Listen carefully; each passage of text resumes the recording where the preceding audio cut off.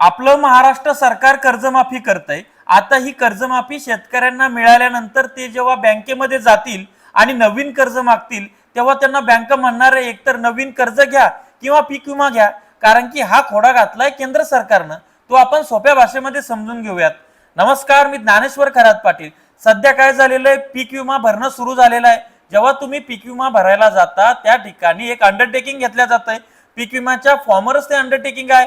ते अंडरटेकिंग काय मी तुम्हाला वाचून दाखवतो मराठीमध्ये सोप्या भाषेमध्ये। ते असं आहे की मी या पिकावरती कुठल्याही प्रकारचे लोन म्हणजेच पीक कर्ज काढलेलं नाही।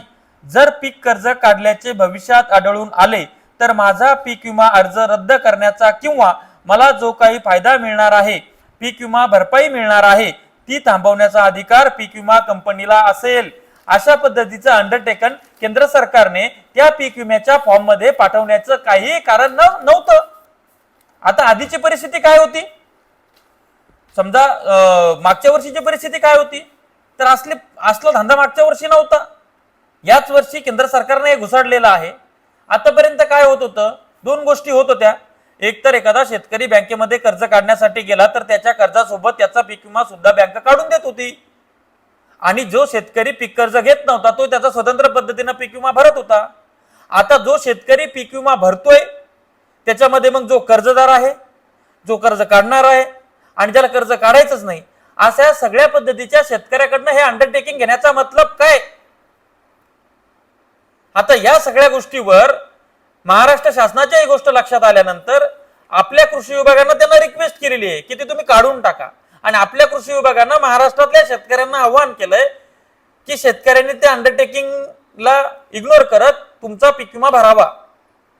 पण मुळामध्ये महाराष्ट्र सरकारनं हे सुद्धा स्पष्ट करून मुख्यमंत्र्यांनी जनतेसमोर येऊन सांगणं गरजेचं आहे की ते या वर्षीची जी कर्जमाफी राबवत आहेत त्या कर्जमाफीमध्ये ते सांगतात तसे 56 लाख शेतकरी जर पात्र ठरले, ते 56 लाख शेतकरी जर का पीक विमा काढायला गेले आणि त्या ठिकाणी त्यांनी ते अंडरटेकिंग भरलं, त्यांचं कर्ज नील होणार आहे, त्यांनी जर का परत कर्ज काढलं तर त्या ठिकाणी स्पष्ट दिसतंय त्याच्यामध्ये की मी जर पीक विमा घेतला आणि कर्ज काढलं तर माझा पीक विमा कंपनी ठरवू शकते मला द्यायचा का नाही द्यायचा, तर मोगलाई लागलीये का। तर हे महाराष्ट्र सरकारनं तातडीनं क्लिअर करणं गरजेचं आहे आणि वरतून अंडरटेकिंग कॅन्सल करून आणणं गरजेचं आहे।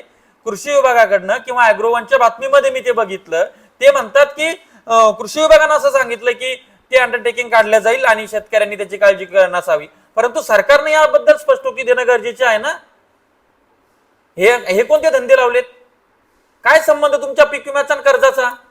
ठीक आहे, कर्ज घेतायत त्या बँकेला एक लागू शकते, बाबा याचं जर पीक पिकलं नाही त्याचा पीक विमा आपण कापू शकतो खात्यात आलेला, ते ठीक आहे। पण ज्याला कर्ज काढायचंच नाही त्याच्याकडनंही तुम्ही ते अंडरटेकिंग का घेताय, सरसकट अंडरटेकिंग तुम्ही का घेताय। त्यामुळे हा जो गोलमाल आहे हा तातडीने केंद्र सरकारच्या स्तरावरनं रद्द झाला पाहिजे। ते अंडरटेकिंग त्याच्यामध्ये जे टाकलंय त्या अंडरटेकिंग वर टिक केल्याशिवाय पुढे फॉर्म जात नाही, ते काढून घ्यायला पाहिजे। आणि दुसरं महत्वाचं म्हणजे या वर्षी अल्निनोचं वर्ष आहे, त्यामुळे शेतकऱ्यांनी पीक विमा भरण्यावर भर दिला पाहिजे। हे सरकार मुरदाड आहे आणि हे ट्रिगर असलेला पीक विमा आपल्याला देत नाही। तरी पण जे काय आता पीक कापणी प्रयोगाच्या आधारीमध्ये सरासरीच्या मागच्या 5 किंवा 7 वर्षाच्या तुलनेमध्ये या वर्षीचं उत्पन्न कमी येण्याची सध्याच्या वातावरणामुळे शक्यता आहे। त्यामुळे शेतकऱ्यांनी पीक विमा काढून पस्तवलेलं पुरतं असं मला एक शेतकऱ्यांचा विचार करणारा शेतकऱ्याचा मुलगा म्हणून वाटतंय। बाकी तुमचा तुम्हाला निर्णय घ्यायचा आहे आणि हे अंडरटेकिंग तातडीनं केंद्र सरकारनं काढलं पाहिजे। शेती माती संस्कृतीसाठी शेतकऱ्याच्या न्याय हक्कासाठी चॅनल सबस्क्राईब करा, साईडला असलेला बेल आयकॉन दाबा। धन्यवाद।